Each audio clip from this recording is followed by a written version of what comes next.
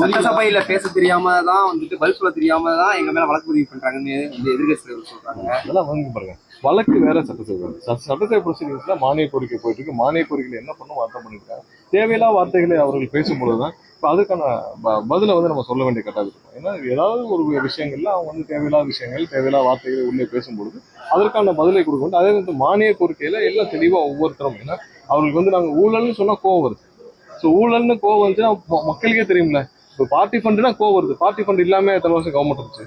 Party fund இல்லாம ஏதாவது துறை இருந்துச்சு? நீங்க எல்லாம் பத்திரிகையாளர், எங்கேயாவது ஒரு இடத்துல போய் நீங்க ஃப்ரீயா ஒரு இடத்துல பார்ட்டி ஃபண்ட் கொடுக்காம, அதாவது ஒரு டிரைவிங் லைசன்ஸ் தான் வாங்கிருக்கீங்களா, ஒரு பெர்த் சர்டிஃபிகேட் வாங்கிருக்கீங்களா, டெத் சர்டிஃபிகேட் வாங்கிருக்கீங்களா, பிறப்பு முதல் இறப்பு வரை எந்த கையெழுத்து போட்டாலும் அரசு துறையில ஒரு கையெழுத்துக்கு நீங்க பணம் இல்லாமல் ஒரு கையெழுத்து ஆயிருக்கா? ஆனா இன்னைக்கு எப்படி இருக்கு?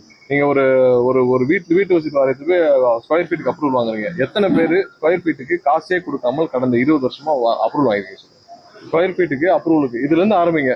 ஏதாவது ஒரு இடத்துல டிரைவிங் லைசன்ஸ் எத்தனை பேர் ஒரு ரூபா கூட கொடுக்காம டிரைவிங் லைசன்ஸ் வாங்குவாங்க? எத்தனை பேர் இருக்காங்க? எல்லாமே பிறப்பு முதல் பர்த் சர்டிபிகேட் முதல் இறப்பு சர்டிபிகேட் வரை அனைத்திற்கும் எந்த அரசுல கையெழுத்து போட்டாலும் அது லஞ்ச லாவணியம் இல்லாமல் இதுவரை நடந்தே இல்லை. அதெல்லாம் மாறி இருக்கு. அது பார்ட்டி ஃபண்டுன்னு, அது பார்ட்டி ஃபண்ட் எல்லாம் வேற என்ன ஃபண்டு? இப்ப தமிழ்நாடு முழுசும் டாஸ்மார்க்ல 10 ரூபா கலெக்ஷன் ஆகுதுன்னா அது யாருக்குரிய ஃபண்டு? தமிழ்நாடு முழுசும் மணல்ல கொள்ளையடிச்சு போட்டு மணல்ல ஆள் போட்டு ஒவ்வொரு இடத்துலயும் மணல்ல போய் வசூல் பண்ணாங்கன்னா யாருக்கு போற ஃபண்டு? இதெல்லாம் பார்ட்டி ஃபண்டுன்ற பேர்ல கொள்ளையடிக்கப்பட்ட பணங்கள். அதையெல்லாம் பார்ட்டி ஃபண்டுன்னு சொன்னா கோவம் வருது. அப்ப அது கோவம் வந்தால் அதுக்கான விளக்கத்தை கொடுக்க வேண்டிய கட்டாயம் இருக்கு. ஸோ அதை கொடுத்தால் திரும்ப அது பதிலடி. எங்க வழக்குகள் என்னன்னா எதையும் ஆதாரம் இல்லாமல் எந்த வழக்கும் தொடுக்க முடியாது. உங்களுக்கு தெரியாது. ஆதாரம் இருந்தா தான் வழக்கு தொடுக்க முடியும். ஆதாரம் இருக்கு, எல்லாம் இருக்கு, வயலேஷன் இருக்கு. வயலேஷன் இருந்து கிளியரா அதுல தவறு இருந்தால் கண்டிப்பா வழக்கு தொடுக்கப்படும். அது வழக்கு தொடுக்காமல் அதை வைக்க முடியுமா சொல்லுங்க? மக்களோட வரி பணம். நாளைக்கு ஏன் வழக்கு தொடுக்க கோர்ட்டு கேட்பாங்க. இது எவ்வளவு கேசஸ் கோர்ட்டுக்கு போயிட்டு கோர்ட்டு வழக்கு தொடுக்குன்னு சொல்லியிருக்காங்க. டிரான்ஸ்ஃபார்மர் கேஸ் 3 வருஷம் பெண்டிங். 3 வருஷம் பெண்டிங் டிரான்ஸ்ஃபார்மர் ஊழல் கேஸ். அது கோர்ட்டே சொல்லியிருக்கு இவ்வளவு பெரிய ஊழல் நடந்திருக்கு, ஏன் நீங்க வழக்கு போடலன்னு கோர்ட்டு கேட்டிருக்காங்க. சென்னை உயர்நீதிமன்றம் கேட்டு அவங்க வழக்கு போட சொல்லி தான் வழக்கு போட்டோம். ஸோ அதெல்லாம் வழக்கு ஊழல் இதெல்லாம் சும்மா பண்ண முடியாது. ஆதாரம் இருந்தால் மட்டும்தான் பண்ண முடியும். இவர்களை பழி வாங்க வேண்டிய அவசியமே கிடையாது. எங்களுடைய முதல்வருக்கோ இல்ல யாருக்கோ இவங்களை பழி வாங்க வேண்டிய அவசியம் இல்லை. மக்கள் தான் இவங்களை பழி வாங்கிட்டாங்க. எல்லா தேர்தலையும் இவங்க யாருன்னு இவங்க இந்த இதுலயே இல்லைன்னு சொல்லி காட்டிட்டாங்க. ஸோ இவர்களை பழி வாங்க வேண்டிய அவசியம்லாம் இல்லை. ஊழல் இருந்தால் தவறு இருந்தால் கண்டிப்பாக நடவடிக்கை எடுப்பாங்க. எந்த மாநில ரசிகர் மன்ற பாணியிலே தான் நடந்துகிட்டு இருக்காரு இன்னும் அப்படின்ட்டு மாணிக்கம் சொல்லியிருக்காரு. அண்ணன் சொன்னது என்னன்னா, இந்த எல்லாரும் இன்னைக்கு ஒரு சில பேர் கொடுத்த பேட்டிக்கு அடிப்படையில் சொல்லியிருக்காங்க. அது எங்களுடைய தலைவர் இப்ப கொடுத்தது இல்லை. பேட்டியின் அடிப்படையில் ஒரு சில பேர் கொடுத்த பேட்டியில் ஒரு சில பேர் கொடுத்த பேச்சில இருக்கு. சின்ன சின்ன கருத்துக்கள் ஒரு சில பேர் எங்களுடைய அமைச்சர்கள் ஒரு சில பேசினதுக்கு தான் சொல்லியிருக்காங்க. அது எங்களுடைய தலைவருக்கு அது கொடுத்தாரு. எதிர்கட்சி உறுப்பினர்கள் கார் வேணான்றாங்க. அதுக்கு பதிலாக விவசாயிகளுக்கு அவங்க எல்லாம் 30 கோடி 40 கோடி செலவு பண்ணி எலெக்ஷனுக்கு வந்தவங்க. அவங்க எல்லாம் எலெக்ஷனுக்கு வந்தா அவங்களுக்கு எவ்வளவு ஒண்ணும் இல்லை. இப்ப இருக்கிறவங்க போய் எவ்வளவு சம்பளம் வாங்கியிருக்காங்கன்னு கேளுங்க. அவங்க எலெக்ஷன்ல வர்றது இதெல்லாம் சின்ன டார்கெட். அவங்க ஒருத்தர் 40 கோடி ரூபாய் செலவு பண்ணி ஒருத்தர் எம்எல்ஏ ஆறான்னு சும்மா எம்எல்ஏ ஒவ்வொரு இடத்துல அதிமுக திமுக எல்லாரும் எம்எல்ஏ இருக்காங்க. எவ்வளவு செலவு பண்ணி வராங்க தெரியும்? 40 கோடி 50 கோடி செலவு பண்ணி ஓட்டுக்கு 1000 2000 கொடுத்து வந்திருக்காங்க. சும்மா வருவாங்க. ஸோ அவங்களுக்கு 10 கார் இருக்கும், 15 தொழில் இருக்கும், ஆயிரக்கணக்கான கோடிகள் பணம் இருக்கும். ஆனால் அடிப்படை வசதி செய்து கொடுத்தால் மக்கள் சேவை ஒழுங்கா செய்யும். எத்தனை பேர் இன்னைக்கு இந்த தொகுதி இருக்கு. இந்த தொகுதிக்கு முன்னாடி எத்தனை எம்எல்ஏ இருந்தாங்க? எத்தனை கார் இருந்து என்ன பிரயோஜனம்? ஊருக்கே வரலையா? இந்த ஊருக்குள்ள காலை எடுத்து வைக்கல.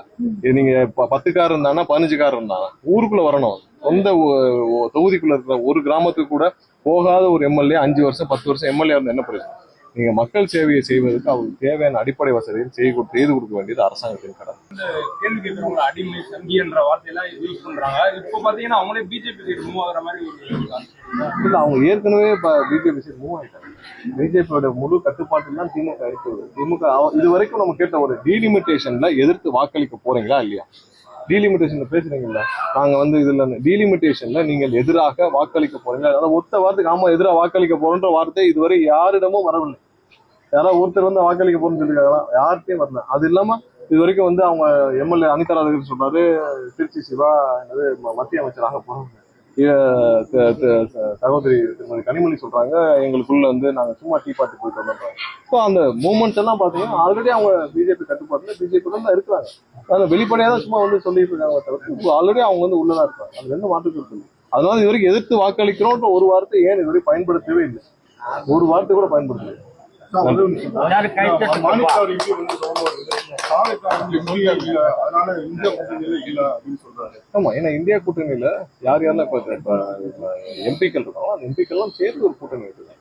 நாங்கள் அடுத்த இதுல தேர்தலில் முடிச்சு எம்பிக்கள் வந்த பிறகு ஏன்னா இப்ப இந்தியா கூட்டணி இருக்கவங்க எம்பிக்கள் இருக்கிற கட்சிகள் தான். இப்ப எல்லா கட்சியும் சேர்த்தாங்கன்னா இப்ப பிரதிநிதித்துவம் இல்லாத கட்சிகள் சேர்த்தால் அவங்க ஒரு 1000 கட்சிகள் சேர்க்கணும்.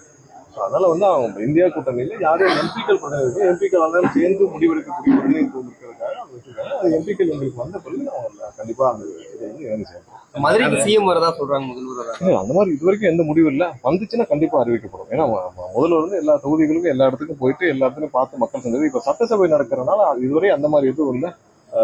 நேற்று இருந்து எனக்கும் பல பேர் கேட்டிருந்தாங்க. அந்த மாதிரி இது வரைக்கும் இல்லை. வந்த பிறகு முடிவான பிறகு கண்டிப்பா